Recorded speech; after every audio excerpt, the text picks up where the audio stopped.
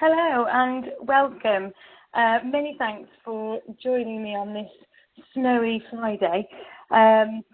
Hopefully you can all hear me, and if you can or you can't, please use the chat up at the top of the screen and just let me know if you're having any problems with the audio at all. Use the chat throughout to ask any questions, and if we've got time at the end, I will cover them off at that point. And if we run out of time, then I will email them or answers to the questions when we email the recording, which we'll do either later today or on Monday or Tuesday of next week. So thank you again for joining me. In my last webinar, we looked at CPD in the workplace and how individuals and employers can gain a competitive advantage through active CPD. And if you want to kind of look back at some of the points in that, then do look at the recording and the supplementary white paper on that topic. We're going to delve a little bit deeper today in terms of how can you actually retain more knowledge. And we are going to look a little bit at why that's important for employers as well as just tips for ourselves. So in the title, we've mentioned augmented memory. We'll cover off what do we mean by that? What is that? We'll look again at the forgetting curve and how much we forget over time, and then we'll look at tips at knowledge retention. Some of it using tools and techniques, all of which are readily available to you. So there is some technology that we'll talk about, but there's a lots of free technology that we can use, as well as kind of good old-fashioned knowledge retention tools. So the tips that we'll look at today, you can implement straight away. This isn't about having to kind of get new technology or some sort of crazy process in place in order to help you. So we'll look at some reinforcement techniques. We'll look at some electronic assistant e-portfolios, those sorts of things, all to help you retain what you've learned. So let's start. So augmented memory sounds a bit swish, doesn't it? What do we mean by that, and what tools can help? Well, if you Google augmented memory and you look up what it means, then it's essentially the process by which one's ability to retain information is increased. And when you break it down to that, it doesn't sound hugely scientific, but the title itself, memory augmentation, sounds a bit sciencey. But there are some simple tools and creative tools that you can use to help retain information and essentially to augment your memory. This webinar is specifically looking at the purposes of this for learning and for knowledge retention. But of course, any of the tools and the tips that we'll look at today could help you with productivity or just being more organized. It's not about trying to remember everything. It's certainly not about that at all, because let's face it, we can't. There's so much information available to us today, a barrage of information, you might say. So how do we sort that? How do we ensure that we retain the knowledge we want and we need, and maybe not the stuff that we don't need? And it's by using tools and techniques for today's world, alongside the tools and techniques that have been rooted in science and psychology in relation to mind and memory. So we can't remember everything. We've just said that. And sometimes what we do remember is faulty. I'm a neuroscientist, but I can certainly vouch for that with my own memory. I definitely misremember things. My mum is the worst for this. She insisting that something has occurred in a certain way, or events have happened in a certain order when they haven't. Even sometimes just insisting that she was at an event when she wasn't, but over time and people talking about things, your memory kind of fools you into it. And we've probably all been there. Dr. Julia Shaw talks about this in terms of memory hacking, and I'll mention her a couple of times during this webinar, and if you've not had the pleasure of seeing her talk live, maybe at one of the LPI events or other events, then do Google her and look at some of her TED Talks, because they're fascinating. So the retrieval of memory has been proven to be faulty. We know that. But there's lots of studies out there that talk about using ubiquitous memory aids and technology to augment memory for the better. And there's absolutely, it's absolutely proven that if you use retrieval memory aids, then you're less likely to make mistakes with your memory, and you'll remember more. So another individual who's really fronting this at the moment is a gentleman called Tom Gruber, and he invented Siri. Siri, the bot on your iPhone. If you've got an iPhone, you can talk to. And in his TED Talk, and the link to it is here. In his TED Talk, he talks about artificial intelligence and memory augmentation. Artificial intelligence doesn't have to be highly sophisticated. The roots of it, of course it can be. Of course, with the technology that's coming out at the moment, it absolutely can be. But the roots of it is about preempting what we might need as individuals and providing easy access to it. And in fact, if you bring it down to that sort of level, some of it can be quite simple stuff that we can use in everyday lives. Of course, Tom Gruber is kind of far out there with some of his thoughts and concepts. I can't show you this webinar because this video of his TED Talk, but do go and look it up. But I will read out some of his transcripts because I think it's quite interesting and it grounds what we're looking at today. So he talks about, or he poses the question, what kind of augmentation would we all like to have? Is it cognitive enhancement? And he asks, how smart can we make our machines? Or not how smart can we make our machines, but how smart can they make us? That's the key thing that he's trying to drive. He discusses that memory is the foundation of human intelligence, whether that's right or wrong. I think art and creativity might be down there, but it's certainly one of them. And we know that the human memory is flawed. But what if we could all have a memory that was as good as a computer? What if you could remember every person that you've met, or how to pronounce their name? Their family details, their favourite sports, all that sort of thing.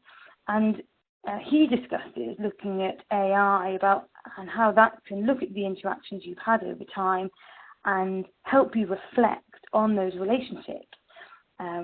He discusses that if AI could read everything you've ever read or listen to every song you've ever heard, then it could prompt you with the tiniest clue that would help you retrieve that information. So it's quite futuristic stuff. So let's bring that back down to kind of today and where we are today. Augmented memory, as we said, it essentially is the tools to help you remember, and that's fundamentally what we're looking at. And some of you think, okay, so why is that important? Many of you in L&D will be, really conscious about the millennials in your employment and how they learn. And so, to some people, it's a concern that actually, with this barrage of information that seems to be pushed out at us, is there a danger that people aren't going to retain anything at all? But that's not the case. There are already tools at hand that loads of people are using already within their smartphones and the technology they've got at hand to help filter the barrage of information that is out there and to sort that. And some of that about retaining knowledge is about being able to filter what you want to retain in the first place. So in the realms of L&D, what does it matter? Well, I covered off Ebbinghouse's retention curve in the last webinar, but let's just refresh our memory on it again a little bit. So in Ebbinghouse's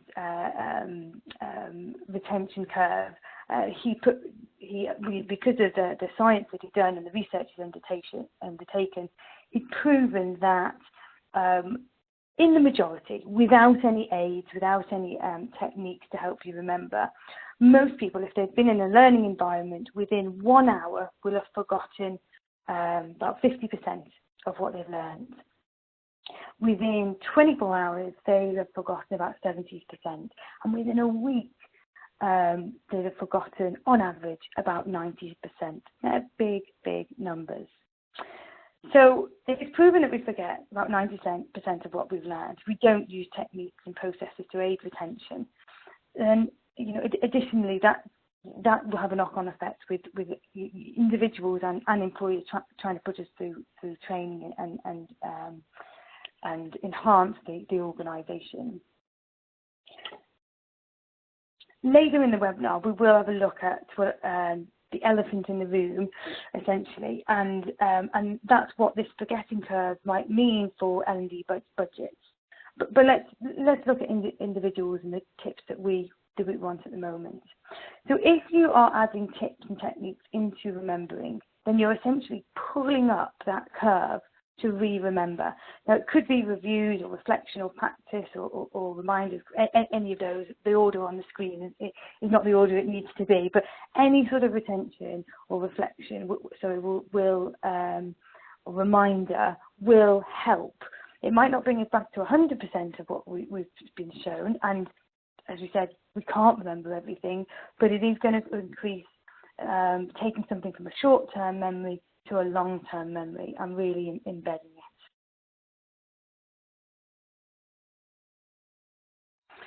So through my career in L&D and working with L&D professionals and trainers and facilitators and people who are great at these sorts of things, really we've come up with 7 tips to help retain and cement knowledge. And these are tips and tricks for you as individuals, and really taking account what you've learned with or without technology, as I said before. And some of this will be no surprise. Some of this is always common sense, and some of this you'll have come across before, but it's a reminder, it's a refresher to do it, and that's what this is all about. So the first one is pay attention. And this may sound obvious, but if you don't put the energy into retaining knowledge, to learning, if you're not engaged with the subject matter, then it doesn't matter what else you do. In fact, you can ignore the 6 other retention techniques we're going to look at, because if you've not paid attention in the first place, all those are going to do are come about when the information has already started to slip away. So if you don't do anything else, do the first one, and that's be present and actively engage with whatever it is you're trying to learn, and put energy into that. So that's quite a simple one. So the second one is, again, we've mentioned it before, but you can't remember everything. You just can't. So in order to, the first thing is acknowledge that. Acknowledge it and tackle it. So tackle it by establishing a routine, for example. I would love to tell you that I rarely lose my keys or my glasses. I always put them in the same place. I have established a routine in order not to forget them. That is not the case, not in my life, not with that example. I always lose my keys. I have not established a routine at all. I do not have a hook by the door or whatever to put them on, and I lose them all the time. But the suggestion is sound. In relation to learning, establish a routine. Put your learning in one place. Put it where you know you need it. And this kind of harps back to, you can't remember everything. So there's some things which are knowledge for now and some things which are knowledge for later. Decide what you need to learn today, tomorrow, and embed today, tomorrow, and have different techniques for that than what you need to know for later. And the stuff you need to know for later, put it somewhere where you know it is, and you can access it when you need to, because you can't remember everything. So some ideas around reading for later. So it might be that you're using a portfolio, and in this day and age, I would highly suggest an online type portfolio, because the accessibility to get things back is far better than maybe paper. But we'll come to that in a little bit. The two on the screen, they're not sponsored by us, nothing like that, but these are free unless you want to pay for the premium version. But these are free apps that essentially allow you to favourite and save something for later. In fact, the one on the right, Pocket, used to be called Read It Later. Evernote advertises itself as, remember everything, declutter your life. And they both have some, and there's others out there. There's OneNote, I think, Microsoft one, but there's lots of ones that, with this day and age and smartphones, that you can save stuff for later. You can highlight the hyperlinks, you can upload, you can use it as your filing cabinet. However, use some of these with caution and have a strategy behind it. These apps can become an absolute mess and more of a hindrance. I remember when I first downloaded Evernote and I saved everything to it, and it was totally pointless because there is this mush of stuff on there now, which I never go back to because I've never really read. I was just like, oh, that's interesting, I've saved that. Scan, read it, save it for later, never to come back to it again. Now you can use some tag type formula on these, and you can use some reminders on this, but definitely use them with some strategies behind them. There's e-portfolios out there, and Enterprise Study, we're on our almost our first step of AI within the e-portfolio platform. So we've got an e-portfolio that helps you save information so that you can categorize it for specifically CPD. And we're just in a stage where we're connecting to the likes of Evernote and Pocket. So you can save everything up there, and then you can use the e-portfolio of the stuff you really want to have filtered and pushed back to you. And the lovely thing about these sorts of extra portfolios, I would say, is you can add retention techniques to them. You can add reflection aids to them. You can ask it to prompt you of what you want to be refreshed on, and you can set some goals within it so that you're only saving stuff within your portfolio that isn't truly against those goals, and all the other junk can go into the Evernote and the Pocket. And of course, connectivity means that you're having a seamless interaction with them. So that's some kind of good technical systems that you can use that will help.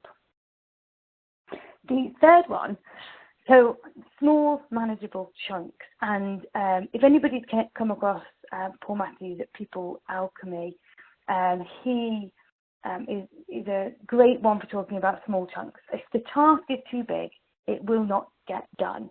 And I guess that's a little bit why I've saved lots of things in the past when I first downloaded Evernote.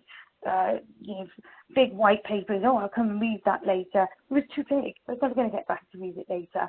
It wasn't going to happen. So don't set yourself goals that are too large, and don't attempt to overload your short-term memory, because it just won't work. So the small, manageable chunks, and I think that's the same for setting yourself goals. Don't set yourself 10 goals with your learning activities. Have 3, maybe 4 at the most. If you've been on a course and you want to be refreshed on some of the key objectives or some really interesting stuff that you want to remember, then just have it as small and manageable chunks. If you attempt to remember the entire thing, it won't happen. So just bear that in mind. Common sense, maybe. Probably that when you used to do revision for exams, this is what you were definitely doing, and do it in everyday life when it comes to knowledge retention. The next one is write things down. So in theory, this goes against what I've talked about with the e-portfolios, but it doesn't necessarily have to. So writing things down, definitely the action of doing that, it kind of cements knowledge into your memory a little bit more than it would do if you were just reading it. So the actual action of writing it down really does help. You don't have to necessarily sacrifice paper. I mean, those of you that were on my last webinar, and we really talked about e-portfolios, I was saying this is what an e-portfolio used to look like, and it should never look like that. If you're writing something down and saving it in a filing cabinet of an e-portfolio or a portfolio or a CPD portfolio, and it looks like this, you're never going to go back to it. You're never going to find it again. It's not going to happen. But the action of writing it down is still important. So write something down, take a photo of it, upload it to something like Evernote or Pocket or e-portfolio like ours, add a reminder, and you know it's there. You know where it is for later. Or if you've added a reminder, it's going to send it back to you for you to kind of refresh and engage with. I mean, I was at an exhibition this week, wrote all my notes down, took a picture of them, uploaded it to my portfolio. Only the ones I knew I really wanted to look at later and be refreshed on. So it's a really good, you can still have the action of writing something down, but then just discard the paper, take a photo of it, get rid of the paper, recycle it, whatever. It doesn't need to be there anymore. If you're doing, and the great thing about the portfolio as well, you can tag them. So you could tag it with, if it's a management skills course that you've been on and you're writing your notes and you've uploaded some of those, and then tag that so that it's all kind of condensed and searchable and fileable, as it were. For some people, it might not be that the writing it down is the best thing. If you've got a different learning technique and you're more kind of a visual learner, then you can draw, you can dictate. I mean, some of the online apps, Evernote I know does, you can dictate into it, you can save that dictation, and then again, you can kind of pull it down and use it for later when you need to. You can embed it into our sort of portfolio and get reminded and refreshed on it. So it doesn't have to be writing it down, although actually the action of writing it down is said to really enhance it into the memory. The next one is be creative. This sounds a bit odd, but there's definitely something in your mind that if you are creative about how you're trying to remember it, then it actively gets remembered better, easier. So let's cover a couple of things here. Mind maps. I'm not a mind map person. I've never been able to get my head into them. It's just not how I work. But there are loads of people that absolutely love that, and it really helps them as a thinking process, but actually as a kind of jotting down and remembering process as well. So that might be something for you. The other one is mnemonics. So mnemonic is actually another word for memory tool, interestingly enough. And mnemonic, as you know, is a technique for remembering information that is otherwise quite difficult to recall. It's used, or can be used quite a lot for lists, certain steps, certain parts, certain phases of something. As you probably remember trying to, well, I certainly do, spell necessary, and it's never eat cake, eat salad sandwiches, etc. And or you had a mnemonic for the periodic table at school, but it can be for something more than that. So it could be for a process that you're trying to follow. Maybe doing Prince 2, and there's a process there that you're trying to remember, or just a sequence. So mnemonics are really good. There's lots of studies that's happened about mnemonics. Gerald R. Miller back in 1967 had done quite a thorough investigation on mnemonics, and he'd said that the students that were using mnemonics had been able to increase their scores, their test scores, by 77%.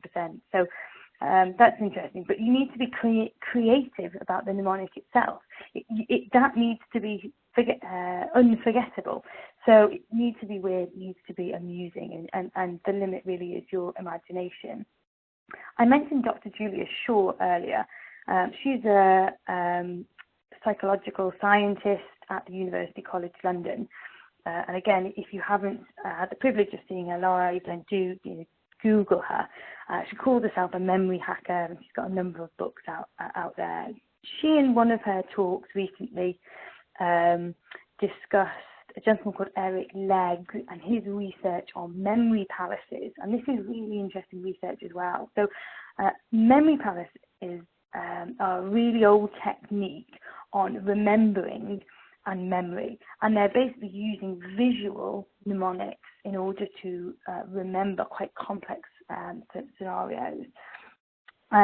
And Eric had taken this method of remembering, which is pretty ancient method, and he's used it with virtual reality to trick the brains into remembering. So there's some really interesting science there that go and look up. But simply mnemonics, creativity of the mind in order to help you remember from a basic level really does help. The next one is reflection. So reflection is really interesting because I think in certain industries they've absolutely got it. I mean, within healthcare professionals, they are taught to reflect on their practice throughout their professional lives, from the day they start training all the way through their lives. And it's part of the process for the nurse midwifery council and retaining your ability to practice as a nurse or midwife. And it's the same with doctors, consultants. The reflection is really ingrained, but it might not be that way for a lot of us. There's a lot of professions out there where you're required to do CPD, but that can be about scoring points on training courses or hours against training. But what are you doing to reflect on that training? What are you doing to reflect on what you've learned as well as what you're doing on a daily basis? And the reflection process can be really powerful. Initially, I'd say start on your own. Reflect personally on what you've been doing, and that could be that you've written something down, it's reminded of you and you reflected on it, or it could be having quiet time to be able to sit and reflect. Both are really important depending on what it is you're trying to achieve. But then look at reflecting with peers and colleagues. That might be through something formal like coaching and mentoring, or it might be less formal than that. But definitely once you are vocalizing something and reflecting it with another person, it definitely enhances how it is cemented into your memory, and also how you improve on your practice or your work or your ability to do that thing again or change how you've done it in the past. That's really positive. And the final one is practice. So putting into practice whatever you've learned as quickly as you can is absolutely fundamental. In the last webinar, we did look at that kind of how you go from being unaware of something and completely incompetent on it to being almost second nature and being an expert at something, and that is through practice, and it's through that process of cementing skills. And if you're putting into practice what it is you're trying to do, trying to achieve, trying to learn, then that is definitely going to help.